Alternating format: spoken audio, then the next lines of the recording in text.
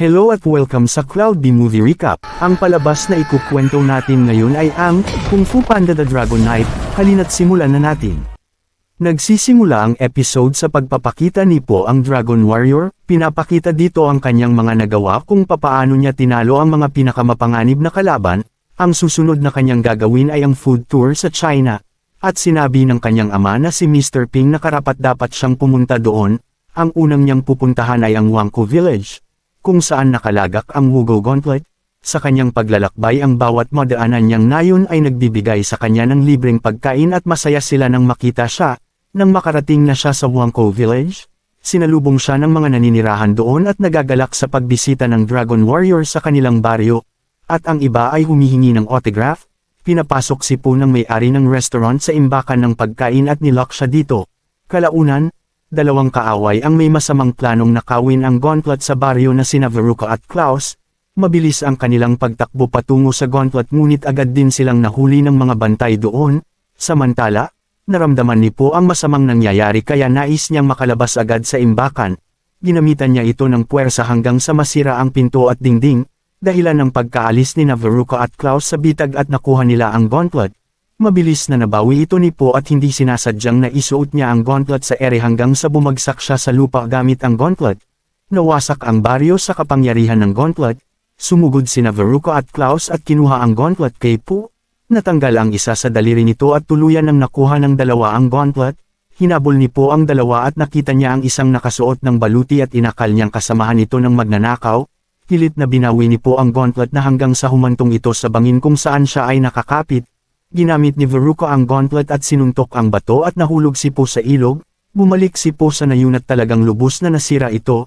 Nais niyang tulong ngunit nagalit sa kanya ang mga naninirahan doon at sinabi na umalis siya sa kanilang baryo. Malungkot na umalis si Po sa lugar at napapansin niya na ayaw na sa kanya ng mga taga-nayon. Nakabalik na si Po sa kanyang tirahan at napansin nga ni Mr. Ping na malungkot si Po kaya agad niyang niyakap ito. Nabalitaan nga ni Mr. Ping ang nangyari dahil pinag-uusapan nga si Po ng lahat at sa aksidenteng pagwasak ni Po sa nayon at hinayaang makuha ang gauntlet ng magnanakaw. Bukod dito ibinalita din niya kay Po ang pagtanggal ng Emperor ng titulong Dragon Warrior kay Po. Sobra siyang nalungkot sa kanyang nalaman, at nagpakita muli ang inakala ni Po na kasamahan ng mga bandido. Nilabanan ni Po ang hinihinala niyang bandido ngunit 2 beses siyang napabagsak nito. Nagmakaawa si Po na huwag siyang patayin. Inihayag niya ang kanyang sarili na isang babae at mandirigma na nagngangalang Luthera mula sa England. Sinabi niya na hinahanap niya ang Dragon Warrior na makakatulong sa kanya. Sinabi ni Po na siya ang hinahanap niya. Hindi nga makapaniwala si Luthera dahil madali niyang tinalo si Po. At sinabi niya na sina Veruca at Klaus ang mga takas na kriminal mula sa London. At kailangan nilang mapigilan ang dalawa sa paggamit ng gauntlet na makakasira sa mundo. Nais ni Po na tulungan siya ngunit ayaw ni Luthera. Sinabi ni Po na napakalaki ng China at mahirap matagpuan ang kanyang hinahanap ng mag-isa. Bukod dito, nasa kanya ang isa sa mga daliri ng gauntlet. Dahil dito pumayag si Luthera at sinabi na aalis sila kinabukasan ng umaga. Patuloy pa rin sina Veruca at Klaus sa paglalakbay hanggang sa marating nila ang teritoryo ng mga butiki. Tinanong ni Klaus ang mga ito kung saan ang papuntang Lotus. Ngunit ipinaalam ng leader na si Chuntao na kailangan nilang magbayad sa kanilang pagdaan. Nakita niya ang gauntlet at nais niya na ito ang kanilang ibayad sa kanya, ngunit ginamit ni Veruca ang gauntlet at nawasak ang lahat ng nakapaligid sa kanila. Samantala sa paglalakbay ni Po at Luthera, naikwento niya na nais patayin ni Veruca at Klaus ang reyna ng England. At buti na lang ay napigilan nila ito, ngunit ninanais nila na makuha ang gauntlet at matapos ang kanilang misyon. At kailangan ni Luthera na mapigilan sila. Nang marating nila ang Lava River, wala na ang tulay doon at aksidenteng naibato ni Po ang helmet ni Luthera sa lava na ikinagalit niya, at sinabi na umuwi na si Po dahil sinasayang lamang niya ang oras niya. Tumayo si Po sa gilid ng river at nag-focus sa kanyang inner peace. Tumalon siya sa lava at nagawa niyang makatawid sa kabila at inihagis ni Po ang lubid kay Luthera. Ngunit lumitaw doon ang mga butiki at napaligiran si Po. Dahil dito nilabanan ni Po ang mga butiki habang hawak ang lubid kung saan ay tumatawid si Luthera. Inatake nila si Luthera at nagawa niyang makatakas at makatawid sa kabila. Tinakasan nila ang mga butiki hanggang nahinto sila sa dead end. Habang nakatalikod si Luther ay agad na kinuha ng isa sa mga butiki ang espada niya. Upang mabawi ito sinabi ni Po na kailangan nilang magtulungan upang magawa nila ang misyon at pumayag naman si Luthera. hinugot nila ang mga butiki at pinatalsik nila ito sa kanilang lungga, ngunit isang grupo ang tumalon sa kanila kung saan sila ay nahulog patungo sa ilog na lava. Sinipan ni Po si Luthera upang mailigtas ito at ginamit muli ni Po ang inner peace. Nilabanan niya ang mga butiki at napabagsak niya ang mga ito at muli nakuha ni Po ang espada sa kanila. Nang ibabalik na ni Po ang espada ay nagliwanag ang daliri ng Gauntlet at itinuro nito ang direksyon ng isang bayan kung nasaan ang dalawang kriminal. Dito na nila napagtanto na umiilaw ang daliri sa tuwing ginagamit ang Gauntlet. Sinabi ni Luthera kay Po na napahanga siya sa kakayahan nito. Isang hedgehog na nagngangalang Zin, pumasok ang isang matandang hedgehog sa silid at inutusan si Zin na kung tapos na siya sa scroll ay kailangan niyang ibalik ito sa silid aklatan. Tumawid si Zin sa kabilang bato gamit ang mahabang kawayan at inilagay ang scroll sa butas. Habang ginagawa niya ito narinig niya sina Veruca at Klaus at nakita niyang ninakaw nila ang scroll. Ginamit ni Veruca ang Gauntlet upang wasakin ang baryo. At dito na nga nakita ni Po at Luthera ang pagwasak ng baryo. Dali-dali silang tumungo sa baryo at iniligtas ang mga naninirahan doon. Nagpasalamat ang mga hedgehog na mga monghe kay Po dahil sa pagliligtas niya ng mga scroll na nilalaman ng kasaysayan ng China. Ipinakita nila kay Po na siya ang bayani nila at ang Dragon Warrior. Tinanong ni Luthera kung kilala nila ang gumawa ng pag-atake sa kanilang baryo. Sinabi ng monghe na nahuli na nila at pinayagan silang makita ang kriminal. Nang makapasok na sila sa silid, dito nila napagtanto na hindi ito ang kanilang hinahanap. Sinabi ng monghe na ito si Zin na inaakala nila na siyang gumawa ng pagwasak at siya ang kanilang salarin. Nang papalabas na sina Po at Luthera, sinabi ni Zin na nakita niya ang dalawang kriminal na kumuha ng scroll. Sinabi niya na tutulungan niya sila kung tutulungan siyang makatakas. Ngunit ayaw ni Po na tulungan tumakas ito dahil dito na lamang sa baryo na ito na may naniniwala sa kanya na Dragon Warrior siya. Ngunit kailangan ni Luthera gawin ito upang mapigilan sina Veruca at Klaus sa kanilang masamang plano. Sa gabing iyon, palihim si Po na pumunta sa bilangguan upang itakas si Zin. Ginamit niya ang mga kawayan upang makarating siya doon. Sinubukan ni Po na gamitin ang bato sa lock ngunit hindi ito gumana. Dahil dito napagpasya niya na buhatin na lamang ito. Ngunit nakita siya ng mga bantay. Sinabi ni Po na kukunin niya ang bilanggo upang dalhin sa Imperial Guards at naniwala naman ang dalawang bantay. Samantala, habang nagbabantay si Luthera nakita niya na paparating na ang Imperial Guards. Nang makita niya si Po na papalabas na, agad niyang hinati ang kawayan kung saan nakasabit si Po. Ngunit bumagsak mismo si Po sa harap ng gwardya at ang kulungan bumagsak din sa kariton ng gwardya. Kinutya nila si Po bago umalis at humingi ng tawad si Po kay Luthera. Ngunit hinarap niya ang mga gwardya at sinabi na bitawan nila ang kulungan. Matapang na nilabanan ni Luthera ang apat subalit masyado silang marami kaya natalo siya. Agad naman na tinulungan ni Po si Luthera. Ayaw ni Po na saktan ang mga gwardya ngunit kailangan niya itong gawin upang malinis niya ang kanyang pangalan. Nang makatakas na sila, sinabi ni Zin na nakita niya sina Veruca at Klaus na ninakaw ang scroll, at nakasalaysay doon kung paano ang mundo noon ay iisang kontinente lamang, at ang mga naninirahan doon ay kayang kontrolin ang mga elemento. May ilang grupo na nagpasya na sakupin ang mundo gamit ang dahas. Ang ilang mga mandirigma ay gumawa ng mga sandata na kayang ikulong ang mananakop ng mundo. Ngunit sa paggamit nito ang kapangyarihan ng mga sandata ay nagawang hatiin ang kontinente. Ang apat na sandata ay isang helmet, latigo, gauntlet at isang hindi pa matukoy. Nagkahiwa-hiwalay ang apat na sandata sa iba't ibang bahagi ng mundo. Dito na napagtanto ni Po na plano ni Veruca at Klaus na kolektahin ang apat na sandata upang sakupin ang mundo. Ang mga Imperial Guards ay hinanap sila sa kagubatan. Ginamit ni Zin ang mga fireworks upang ma-distract ang mga gwardya. Nakatakas na sila Po at tila pamilyar kay Po ang latigo sa kanya. Ito pala ay nabasa niya sa isang comics, ngunit hindi na isulat dito ang lokasyon kung saan ito matatagpuan. Samantala, ang Imperial Guards ay nagbalita sa Emperor na inatake sila ni Po habang kinukuha nila ang bilanggo. Dahil dito nagalit ang Emperor at tila isa ito sa pag-atake sa kanya. Dahil sa pagkabigo ng mga gwardya sa kanilang trabaho, ipinatawag ng Emperor ang grupong Forbidden Company. Inutusan niya ang apat na reptilya na hulihin si Po. Dumura ang leader ng Asido at sinabi na ang paghuli kay Po ay magiging masaya. Si Po at Luthera ay nagpatuloy sa paglalakbay, at sinabi ni Luthera na hindi niya hahayaan na ang comics ang magdidikta ng kanilang paglalakbay, dahil sa palagay niya na ang kwento sa comics ay hindi nakabase sa aktwal ng sandata. Ikinwento ni Po ang istorya ni Longfong ang lumikha ng latigo. Nagpasya siyang itago ang Letigo kapag ang digmaan ay natapos na upang walang sinuman ang maaaring makagamit ng makapangyarihang sandata. Ang gumawa ng comics ay tila eksperto sa kasaysayan kaya nais ni Po na puntahan ng author upang tanungin ito tungkol sa Letigo. Samantala, ang mga reptilya ay patuloy sa paghahanap kay Po. Dito nga ay nakarating na sila Po sa isang syudad. Nakita nila ang mga poster ni Po na nais siyang hulihin ng Emperor. Dahil dito hindi maaari si Po pumasok sa syudad at nagpasya si Luthera na siya na lamang ang maghahanap sa author na si Li Gao. Ngunit nagkaroon ng ideya si Po kung saan ay nagsuot siya ng mga kawayan upang hindi siya makilala. Isang batang babae ang lumapit sa kanila na naka-costume na nais makipaglaro kay Luthera. Ngunit napagtanto ng bata na totoong mandirigma si Luthera nang hawakan niya ang baluti nito.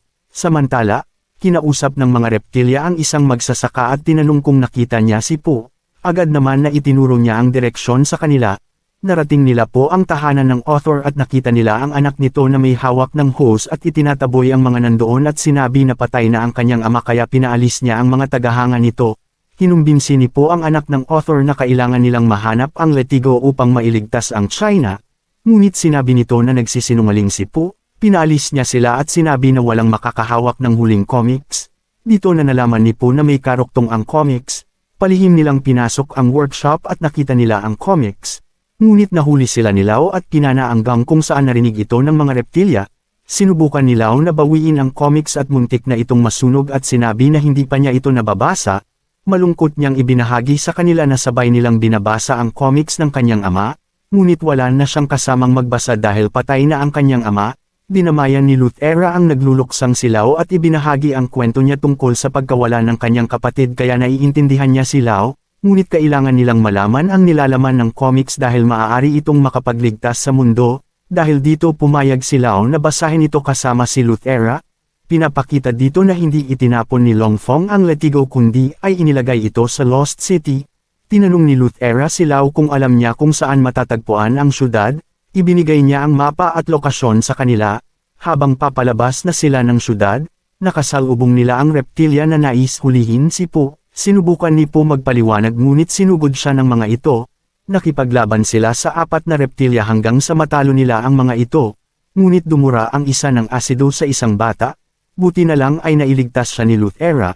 Ngunit isang atake ang nagpabagsak kay Po kung saan ay nahuli siya. Hindi tinulungan ni Luthera si Po at mas pinili niyang magpatuloy sa misyon dahil mas mahalaga ito sa kanya. Habang dinadala ng mga reptilya ang bilanggong si Po patungo sa Emperor, isang misteryosong lalaki ang lumitaw kung saan ay inatake niya ang mga reptilya.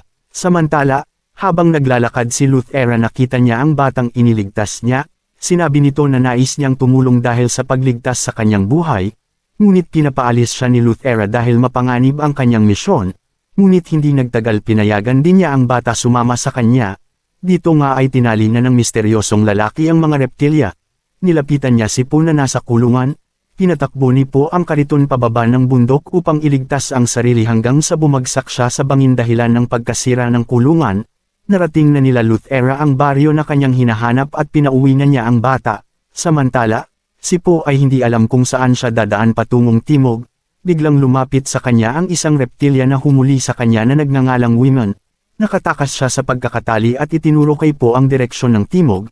Nais sumama ni Women sa kanya ngunit ipinaalala ni Po na hinuli siya nito. Humingi ng tawad ang reptilya at pinatawad niya ito. Hinayaan niyang samahan siya patungong timog. Sina Klaus at Veruca ay natagpuan na ang baryo at agad na pinuntahan ito. Nakita na din nila Po ang baryo at habang kumakain sila napansin ni Po ang kaguluhan at nakilala ang 2 kriminal. Sinubukan ni Po na puntahan sila ngunit na iposas siya ni Women at ipinaalam kay Po na nais niyang mahuli si Po ng mag-isa at dalhin sa Emperor. Inakala ni Po na sila ay magkaibigan ngunit niloko lamang siya ng reptilya. Dahil dito nagalit si Po at inihampas ang kariton kay Women. Pagkatapos ay hinabol niya ang 2 kriminal at nakita siya ni Luthera. Sinubukan nilang hulihin ang mga kriminal ngunit masyadong mabilis ang 2. Hinati ni Luthera ang posos ni Po gamit ang espada niya. Patuloy nilang hinabol sina Klaus at Veruca hanggang sa corner ni Luthera si Veruca. Tinanong niya ito kung naaalala niya siya. Naalala niya si Luthera nung maliit na bata pa lang ito. Inatake niya si Veruca ng espada ngunit madali niyang napigilan ito gamit ang gauntlet at inihagis niya ang espada. Nang susuntukan na siya ni Veruca, agad siyang iniligtas ni Po. ngunit nagpakita ang misteryosong lalaki at iginapos sila. Inilabas nito ang espada niya upang patayin si Po. Nagawa naman ni Luthera makawala sa pagkakatali at inatake ang lalaki. Tumakbo sina Po patungo sa Sunstorm upang iligtas ang kanilang sarili. Buti nilang ay iniligtas sila ng batang babae at dinala sila sa kanilang tahanan. Inihatid sila ng bata sa ligtas na daan at ibinigay ang mapa sa kanila.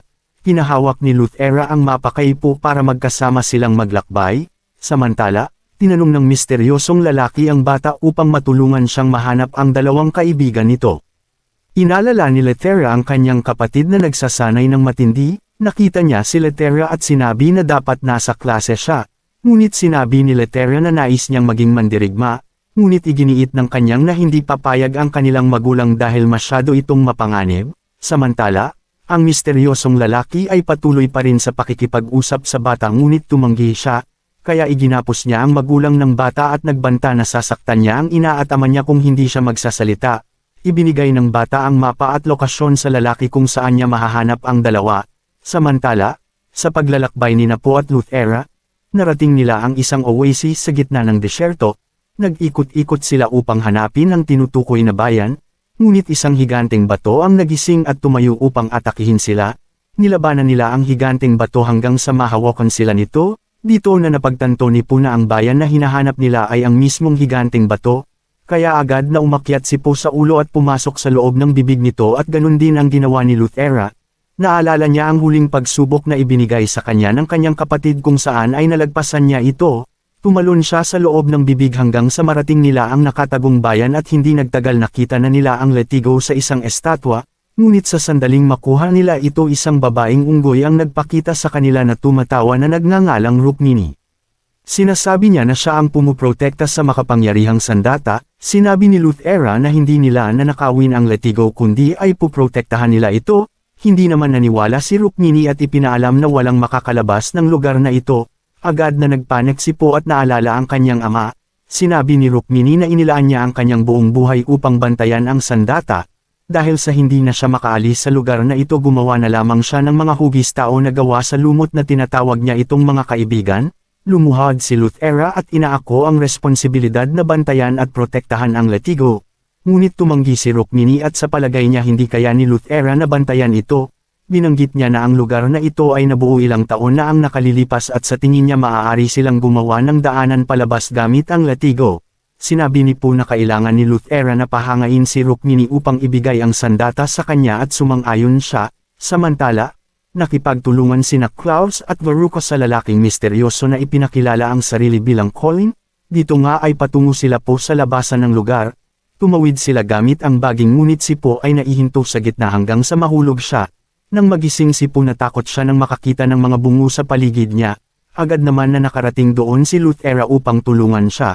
Ngunit biglang nabuhay ang mga bungo kaya napilitan silang labanan ito. Subalit si Po ay natatakot pa rin at gusto na niyang umuwi. Patuloy pa rin nilalabanan ni Luthera ang mga bungo. Sinabi ni Luthera na kailangan nila makalabas kaya dapat lumaban si Po kasama niya. Matagumpay nilang natalo ang mga bungo at nailigtas nila ang buhay ni Rukmini. Dahil dito humanga at nagtiwala siya sa kanila kaya ibinigay niya ang letigo kay Luthera. Nakarating na sila sa isang bato kung saan ang labasan at pasukan. Itinulak nila ito hanggang sa makalabas si Rukmini at Luthera subalit naiwan si Po sa loob ng pigilan siya ng bungo. Samantala, tinignan ni Colin ang mapa at nakitang wala na ang bayan doon. Aksidente siyang nadulas at nahulog pababa kung saan ay napilay ang kanyang binti. Tinulungan ng dalawang kriminal si Colin sa pamamagitan ng potion na mabilis na nagpapagaling sa binti niya. Dito na napagtanto ni Colin na ang dalawa ay mga salamangkero. Tumayo siya at inatake ang dalawang kriminal. Samantala, ginamit ni Luthera ang letigo sa batong nakaharang upang makalabas si Po ngunit hindi ito gumagana. Pinakalma ni Po ang sarili at lumitaw ang isang maliit na imahe ng kanyang ama. Ipinaalam kay Po na malakas ang daliri nito at dito na napagtanto ni Po na nasa kanya ang daliri ng gauntlet.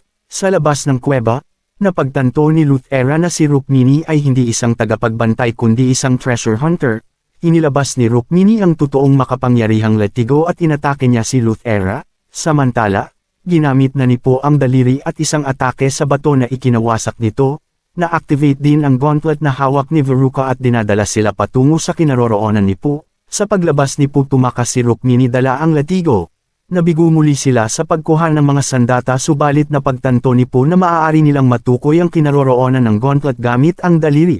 Dito nga ay nagsimulang sinanay ni Luthera si Po kung papaano makuha sa kalaban ang gauntlet. Kumuha sila ng piraso ng kahoy at isinuot ito kay Po. Nagsimulang umatake si Luthera upang kunin ang kahoy sa kamay ni Po ngunit madaling napigilan ni Po ito. Dahil dito nadismaya si Luthera dahil madaling napigilan ni Po ang kanyang teknik, kaya nagpalit sila ng pwesto. Sinubukan ni Po ang teknik ni Luthera ngunit ginamit niya ang kanyang taba sa tiyan at madali lang niya nakuha ang kahoy. Nainis si Luthera dahil sa paggamit ni Po ng kung fu sa halip na ang teknik na itinuro niya. Samantala, sinusubukan ni Veruca gamitin ang kanyang kapangyarihan bilang mage ngunit hindi niya ito magawa. Nahimatay naman si Klaus dahil sa kanyang pinsala, isang babaeng aso ang nangungulekta ng mga kabute. Nilapitan siya ni Veruca upang dalhin sila sa sekretong bayan. Narating na nila ang sekretong bayan at inilabas ni Veruca ang kanyang patalim at napagtanto na ang naninirahan dito ay puro babae. Lumapit ang pinuno ng bayan at dinala sila sa silid. Maya-maya ay nagising si Klaus at nagtataka kung nasaan siya. Uminom sila ng tsaa at ilang segundo lang ay bigla silang nakaramdam ng pagkahilo at pagkaantok. Sinabi ng pinuno na hindi nila pinapayagan ang mga lalaki sa kanilang bayan. Ngunit dumating si Klaus sa panahon ng kanilang pag-aani. Kinuha nila ang sandata ni Veruca at iniwan ito sa silid. Sinabi ng pinuno na si Klaus ay iaalay. Ipinapakita nga ang nakaraan ni Veruca kung saan siya ay hinuli ng mga gwardya ng England dahil sa pagpatay nito sa gwardya ng reyna na si Alfred. Ibinilanggo siya at tinakpan ang buwan upang hindi niya magamit ang kanyang mahika. Lumipas ang 15 taon na gawa ni Klaus na maitakas si Veruca sa kulungan at ipinaalam sa kanya na wala na ang lahat ng mage at tanging si Veruca na lamang ang natitira. Sa kasalukuyan, tinitigan ni Veruca ang buwan at napagtanto na naibalik na niya muli ang kanyang kapangyarihan. Dito nga ay inihahanda na si Klaus sa pag-aalay at nang ilalagay na siya sa kumukulong tubig. Lumitaw si Veruca at ginamit ang kapangyarihan upang pagalawin ang mga baging at igapos ang pinuno. Samantala, sa pagsasanay nila Po at Luthera, nadidismaya siya dahil hindi niya matalo si Po. Nabawi ni Veruca ang gauntlet at winasak ang bayan sa isang pag-atake gamit ang kapangyarihan ng gauntlet. Muling na-activate ang daliri ni Po at dinala sila sa lugar kung nasaan sina Veruca at Klaus. Nagtunggali nga ang dalawang grupo at madaling nakuha ni Luthera ang gauntlet sa kamay ni Veruca. Sinubukan niya muling gamitin ang mahika ngunit lumitaw na ang araw at nabigo siyang gamitin ito. Nahuli nila ang dalawang kriminal, ngunit hindi papayag si Veruca na makulong muli kaya kailangan lamang niya ay maghintay sa paglabas ng buwan sa gabi. Nagtungo si Rukmini sa Emperor at nais niyang ibenta ang Letigo sa malaking halaga na kalahati ng kayamanan ng bansa, at ipinaalam na ang kanyang sandatang ibinibenta ay makapangyarihan na kayang talunin ang kahit na sinong kalaban. Pinagtawanan siya ng lahat at napagtanto ng Emperor na seryoso nga si Rukmini kaya hinanap niya ang sandata na tinutukoy nito. Sinabi ni Rukmini na ang stick na hawak niya ang sinasabi niya. Inutusan ng Emperor ang mga gwardya na paalisin siya ngunit inilabas niya ang Letigo at inatake ang isa sa gwardya. Nang makita ito ng Emperor ay humanga siya sa kapangyarihan ng Letigo kaya nagka-interes siya dito. Samantala, nagpasalamat si Luthera kay Po sa pagtulong nito sa kanyang misyon at panahon na upang maghiwalay na sila. Ngunit sinabi ni Po na tutulungan niya itong dumaan sa shortcut upang mapabilis ang kanyang biyahe dahil kabisado niya ang daan sa China. Narating nila ang Moon Festival at ang lahat ay abala dito. Si Veruca ay naging masaya dahil malapit na ang pagsapit ng gabi.